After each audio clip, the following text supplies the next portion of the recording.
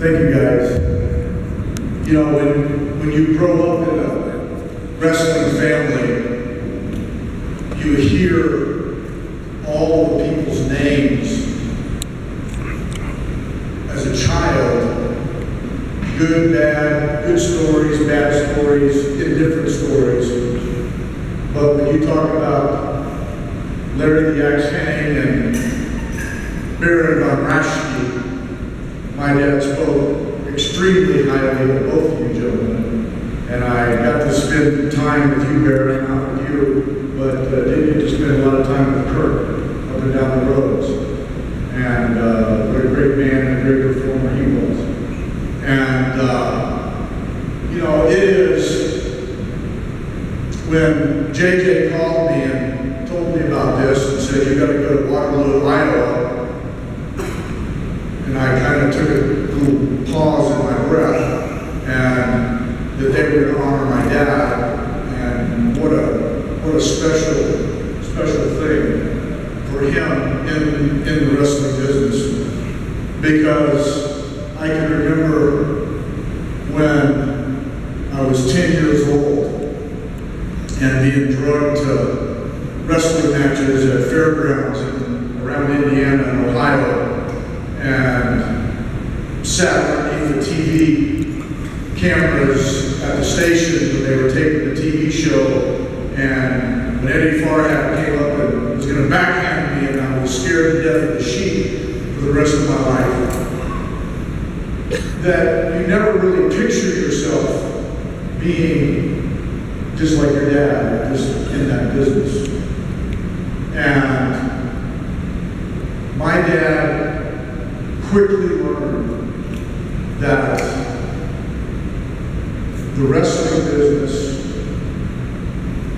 where he made the money, was being in the promotion end. And so he got in the promotion end and started learning in Indianapolis. And then him and Fritz von Erich went to Dallas together. And my dad took over San Antonio and Corpus Christi in South Texas, where so many wrestlers worked for my dad. And I was asked on a podcast not too long ago about what most people had said, that my dad was always a good guy. And I said, yeah, he was. I said, he was too good for the wrestling business. He was too good of a man to be a wrestling promoter. And the guy said, what do you mean? I said, well, we had a very small business, small promotion. We did $3 million one year, running small towns in South Texas. And out of a $3 million gross, he paid 48% to wrestlers. And guys loved working for him because he paid them, respected him, because he never forgot those long trips, all night, drinking, smoking cigars, and singing Strawberry Rum. And those are times that you never, ever forget. He scheduled a man one time to come in as a special referee, 37-year world champion with Thesz. And he said to me, he said, we need to treat this guy good. He said, can you put him up and have him stay at your house?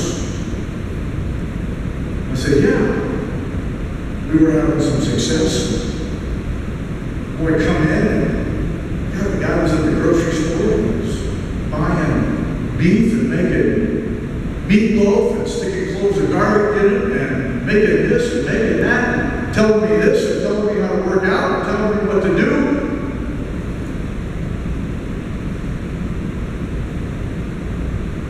And he told me one day, he said, kid, you got to get off the drugs.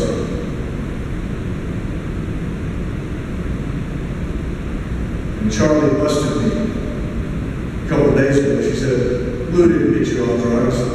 You didn't have any money. That's what got you off drugs.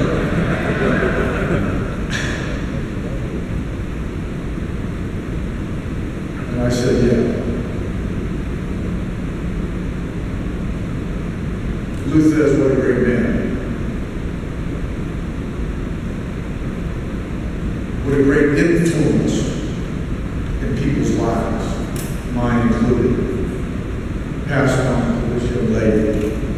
As a third generation, she did a tremendous job last night trying to follow the best match on the card, which was her boyfriend, Ricochet.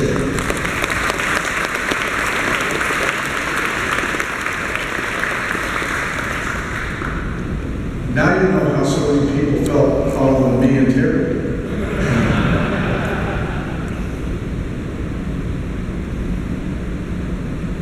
I got the program yesterday and read a little bit that it said about my dad. And I said, golly, all these guys who are getting inducted, all these amateur background things and all this stuff, so pardon me, I've got it on my phone. And the date of what I'm going to read to you is March 12th and March 13th, 1950. And it says, Big 8 Championship Tournament. And in the finals, it says Mike DiBiase. And in the lower bracket, it says Joe Blanchard. And on the line out next to it, it says Joe Blanchard. I never thought that I would have had to find that to prove it, because my dad just didn't lie. He told me he was the Big 8 champion, the Iron Mike meeting when they were freshmen. 1946, when Mike came back from the war, and my dad was injured for 2 years and didn't get to compete. And then his senior year, he defeated Iron Mike, Ted DiBiase's dad, for the championship.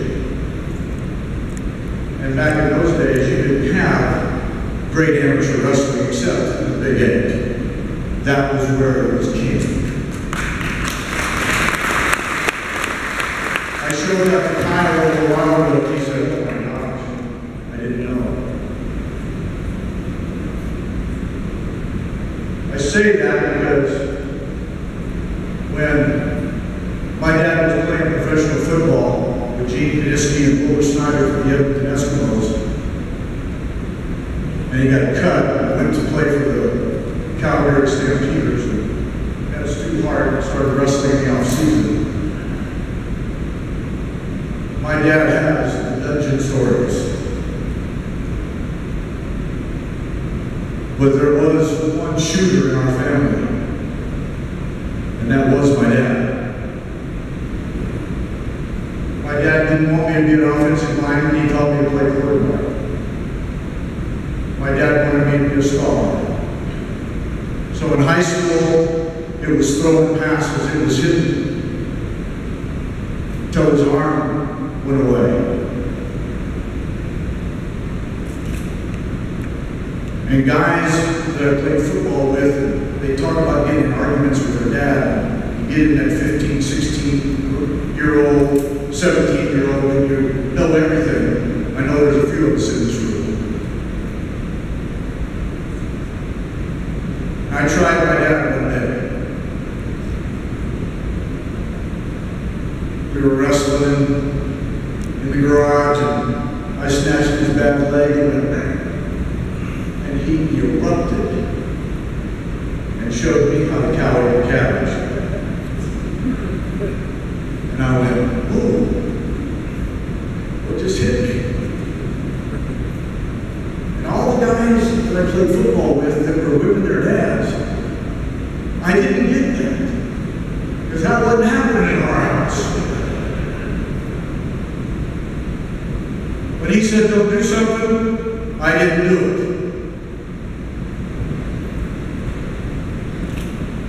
My dad loved this business. 4 hip operations and an artificial knee. When our business away, he started setting up the ring and traveling on WCWs in its heyday. He loved this business, he loved the people in it. He loved the wrestlers, he loved the guys.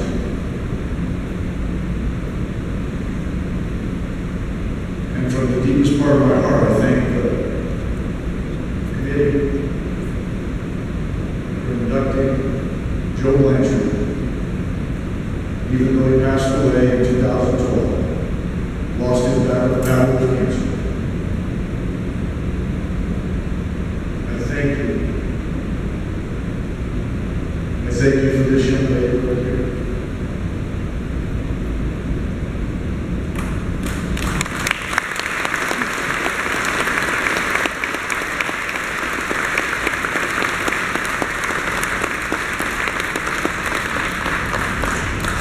This is a special night and a special time. Charlie, thank you. And Kyle, thank you. God bless you.